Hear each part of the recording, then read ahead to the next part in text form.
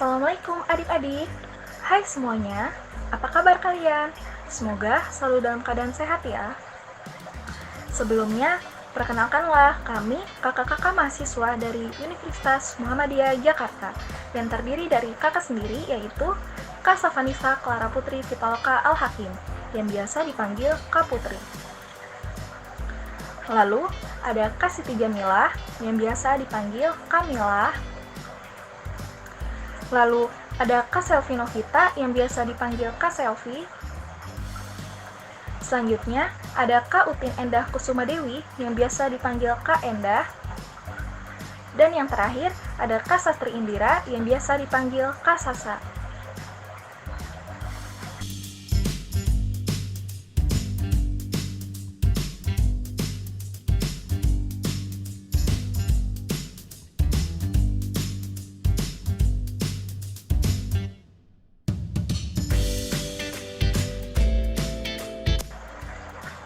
Di video kali ini, kakak-kakak semua akan memberikan sedikit penjelasan mengenai pelajaran ilmu pengetahuan alam yang berjudul Siklus Hidup Makhluk Hidup.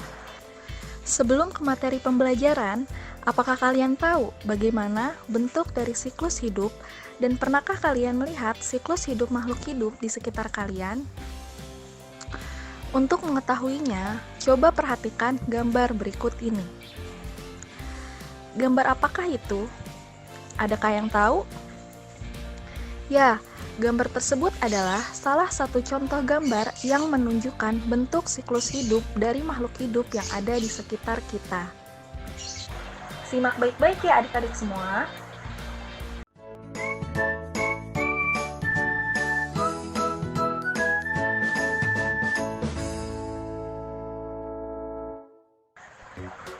Nah, sekarang kita masuk ke materi pembelajaran ya.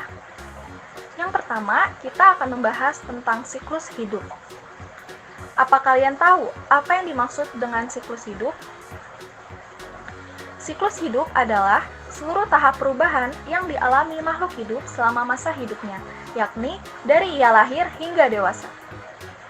Apakah semua hewan mengalami siklus hidup yang sama ataukah berbeda?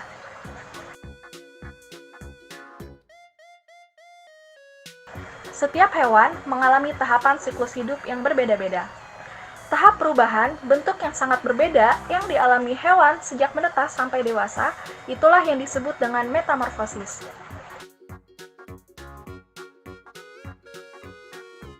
Berdasarkan perubahan bentuk tubuhnya, siklus hidup hewan dibedakan menjadi dua, yaitu siklus hidup tanpa metamorfosis dan siklus hidup dengan metamorfosis.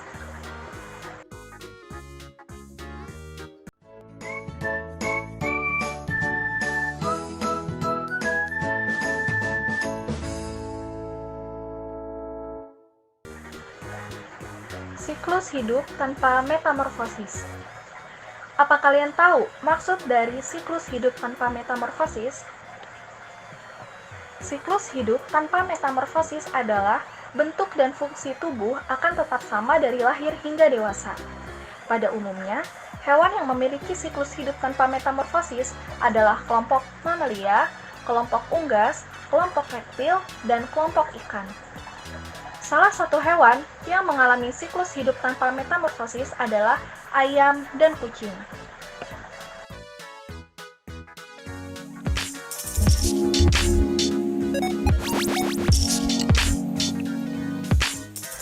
Yang pertama, kita akan membahas tentang siklus hidup ayam. Proses siklus hidup ayam diawali dengan tahap telur. Kemudian, dari telur yang menetas, selanjutnya tumbuh memasuki tahap anak ayam dengan ukuran yang masih kecil. Dengan berkembangnya menjadi ayam dewasa, dengan perubahan seperti ukuran fisik, serta warna bulu yang kemudian melakukan proses perkawinan dan menghasilkan telur ayam generasi yang baru dengan siklus sama yang akan berulang kembali. Untuk yang kedua, siklus hidup kucing. Kucing merupakan contoh hewan yang tidak mengalami metamorfosis. Karena dari lahir sampai dewasa, tubuh kucing tidak mengalami perubahan bentuk, tetapi hanya ukuran tubuhnya saja yang berubah. Gerakannya pun semakin lincah dan sudah dapat mencari mangsa sendiri.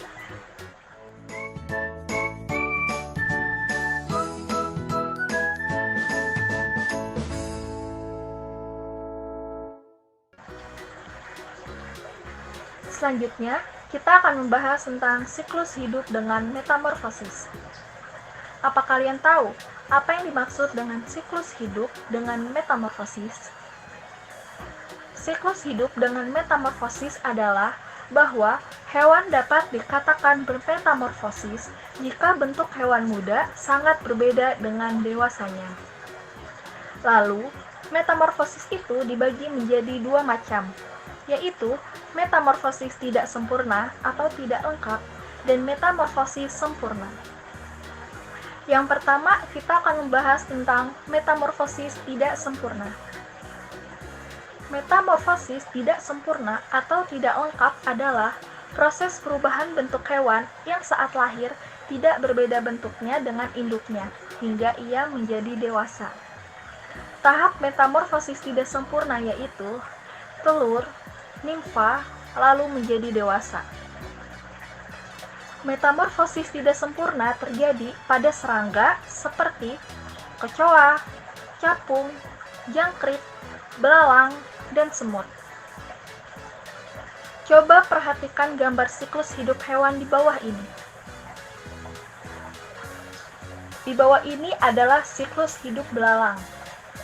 Belalang adalah serangga yang sering menjadi hama tanaman para petani.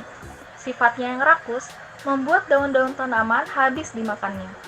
Namun dengan demikian, belalang juga memiliki peran penting dalam menjaga keseimbangan ekosistem, terutama ekosistem sawah. Ia menjadi mangsa bagi beragam jenis burung. Belalang merupakan hewan yang berkembang biak dengan bertelur dan merupakan salah satu serangga yang mengalami metamorfosis dalam hidupnya. Metamorfosis belalang hanya melalui 3 tahapan utama, yaitu telur, yang kedua nimfa atau belalang muda, yang ketiga belalang dewasa. Proses metamorfosis belalang diawali dengan tahap telur. Telur belalang tersebut kemudian menetas menjadi nimfa atau bayi belalang yang berwarna putih. Dia belum memiliki sayap dengan bentuk seperti belalang dewasa. Lalu nimfa kemudian mengalami pergantian kulit 4 kali sehingga menjadi belalang muda dan akhirnya menjadi belalang dewasa yang bersayap.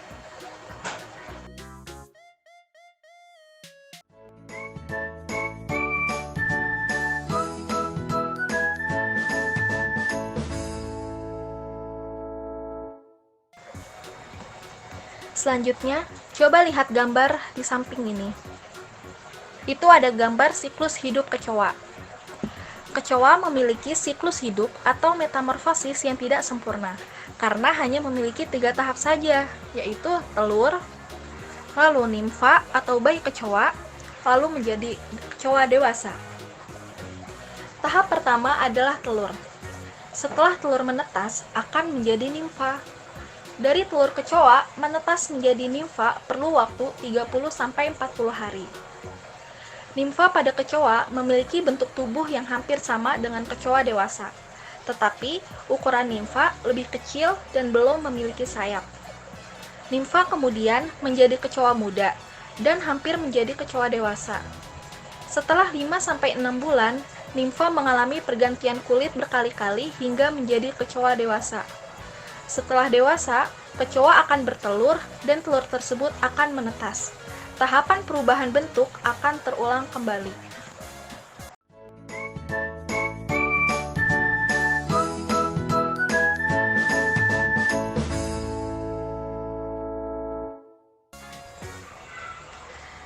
Selanjutnya, kita akan membahas tentang metamorfosis sempurna.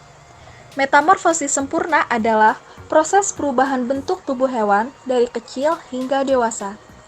Tahap metamorfosis sempurna yaitu telur, larva, pupa, lalu menjadi dewasa. Salah satu hewan serangga yang mengalami metamorfosis sempurna adalah kupu-kupu dan katak. Coba perhatikan gambar siklus hidup hewan di bawah ini. Yang pertama, siklus hidup kupu-kupu. Kupu-kupu adalah hewan yang suka hinggap dari satu bunga ke bunga lainnya untuk mencari makan dengan cara menghisap sari madu atau nektar dari dasar bunga.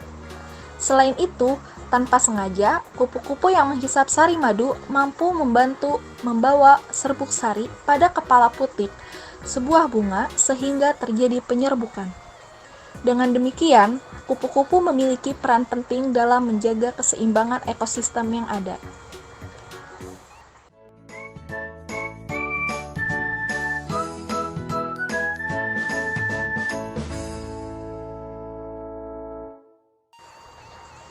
Pada proses metamorfosis, siklus hidup kupu-kupu diawali dengan tahap telur. Telur kemudian menetas menjadi ulat. Setelah 15-20 hari, ulat mulai berubah menjadi kepompong atau pupa. Masa kepompong ini berlangsung selama berhari-hari. Jika telah sempurna dan cukup waktunya, kupu-kupu keluar dari kepompong tersebut dan menjadi kupu-kupu dewasa.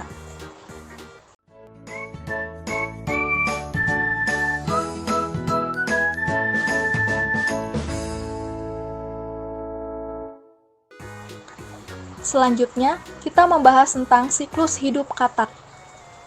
Katak merupakan satu-satunya hewan yang bukan serangga yang mengalami metamorfosis sempurna, karena memiliki tahap pertumbuhan yang berbeda saat katak muda dan katak dewasa. Seperti hewan lain, siklus hidup katak dimulai dari telur. Telur katak menetas menjadi berudu atau kecebong, yang tumbuh dan hidup di air, lalu memiliki ekor dan tidak memiliki kaki. Berudu bernafas dengan insang. Kemudian, pada berudu tumbuh sepasang kaki belakang dan disusul sepasang kaki depan. Semakin lama, ekor katak semakin memendek. Kecebong tumbuh dan berubah menjadi katak muda. Akhirnya, ekor katak tidak nampak lagi. Katak muda berubah menjadi katak dewasa yang tidak berekor.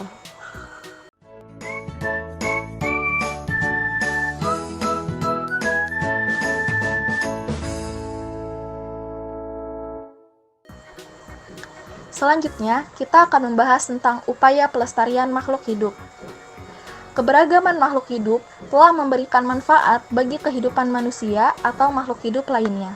Sepantasnya kita sebagai manusia berusaha dan bertindak untuk memelihara, mengembangkan, dan menjaga keanekaragaman makhluk hidup sebagai sumber daya alam hayati, agar senantiasa dapat memperoleh manfaatnya. Masyarakat dunia sekarang harus segera bertindak melestarikan keanekaragaman makhluk hidup. Dampak buruk yang diakibatkan kepunahan makhluk hidup telah merugikan bagi manusia itu sendiri. Di Indonesia, banyak jenis hewan dan tumbuhan asli Indonesia berada di ambang kepunahan. Oleh karena itu, kita sebagai manusia harus menjaga hewan atau tumbuhan agar tidak punah dengan cara pelestarian. Pelestarian makhluk hidup dapat dilakukan melalui cara-cara, yaitu yang pertama, kita akan bahas tentang upaya pelestarian hewan. Upaya yang harus dilakukan untuk menjaga kelestarian hewan yaitu yang pertama, menangkar hewan langka dengan cara mengisolasi hewan tersebut. Yang kedua, mengambil telur-telur hewan untuk dibantu meneteskannya. Yang ketiga, memindah hewan langka ke tempat yang lebih cocok. Yang keempat, membuat undang-undang perburuan. Yang kelima, menindak tegas para pelanggar dengan memberikan sanksi hukum sesuai dengan hukum yang berlaku. Selanjutnya, ada upaya yang dapat dilakukan untuk melestarikan tanaman langka. Yang pertama yaitu tidak menebang pohon sembarangan. Yang kedua, melakukan tebang pilih, artinya menebang dengan memilih ukuran dan usia tumbuhan. Yang ketiga, penanaman kembali tanaman yang telah dimanfaatkan atau peremajaan tanaman. Dan yang terakhir, pemeliharaan tanaman dengan benar.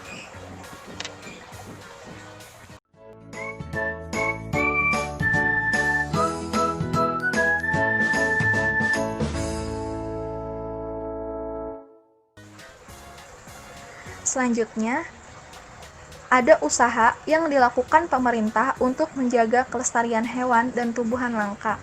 Di antaranya yaitu, yang pertama, dibuatkan suaka marga satwa, yaitu tempat melindungi hewan tertentu, terutama hewan langka. Yang kedua, dibuatkan cagar alam sebagai tempat perlindungan dan pelestarian hewan, tumbuhan, tanah, dan air. Yang ketiga, hutan lindung sebagai tempat melindungi air atau daerah resapan air, karena di hutan dengan tumbuhan yang menutupinya, jika terjadi hujan, maka air akan tertahan dan diserap oleh tanah. Yang keempat, inseminasi buatan adalah perkembangbiakan pada hewan dengan menyuntikkan sperma dari hewan jantan pada hewan betina. Biasanya dilakukan pada hewan mamalia. Dan yang terakhir, ada kultur jaringan. Kultur jaringan adalah perkembangbiakan tumbuhan dengan cara memperbanyak sel tumbuhan atau jaringan menjadi tumbuhan baru. Sekarang kita beralih ke latihan soal ya.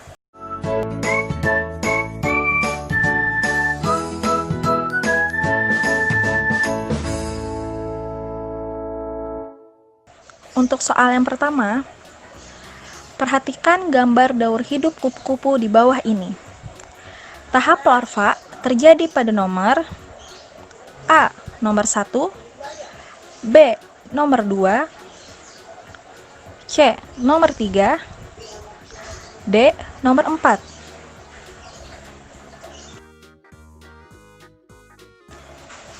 Untuk soal nomor 2, tahapan setelah telur menetas pada metamorfosis sempurna disebut A. Dewasa, B. Larva, C. Nimfa, D. Pupa. Untuk soal nomor 3, ayam dan kucing tidak mengalami metamorfosis karena selama hidupnya tidak mengalami A. Makan makanan, B. Perubahan bentuk, C. Berkembang biak, D. Kawin. Untuk soal nomor 4, salah satu hewan yang tidak berbahaya dipelihara di rumah adalah A. Singa, B. Ular, C. Komodo, D. Burung merpati. Soal nomor 5. Berikut merupakan hewan yang tidak mengalami metamorfosis adalah A. Sapi, B. Kupu-kupu, C. Capung, D. Katak. Soal nomor 6. Kupu-kupu dalam daur hidupnya akan dikeluarkan dari A. Nimfa, B. Ulat, C. Telur, D. Kepompong. Soal nomor 7. Kucing menghasilkan anak dengan cara A. Bertelur, B. Beranak dan bertelur, C. Membelah diri, D. Beranak. Soal nomor 8. Contoh hewan yang daur hidupnya tidak mengalami metamorfosis adalah A. Kecoa dan kucing, B. Kupu-kupu, C. Lalat, D. Nyamuk. Soal nomor 9. Metamorfosis sempurna terjadi pada A. Kecoa dan katak, B. Kucing dan unggas, C. Kupu-kupu dan nyamuk, D. Nyamuk dan rayap. Soal nomor 10. Daur hidup hewan yang mengalami perubahan bentuk disebut A. Ekosistem, B. Metabolisme. C. Metamorfosis. D. Fatamorgana. Tuliskan jawaban kalian di buku tulis, lalu difoto dan dikirimkan kepada wali kelas ya. Akhirnya selesai juga pembelajaran kita hari ini. Kakak-kakak mahasiswa mengucapkan banyak-banyak terima kasih kepada kalian semua. Terima kasih atas perhatiannya. Kurang lebihnya mohon maaf. Wabillahi taufiq wal hidayah. Wassalamualaikum warahmatullahi wabarakatuh. Sampai jumpa semuanya.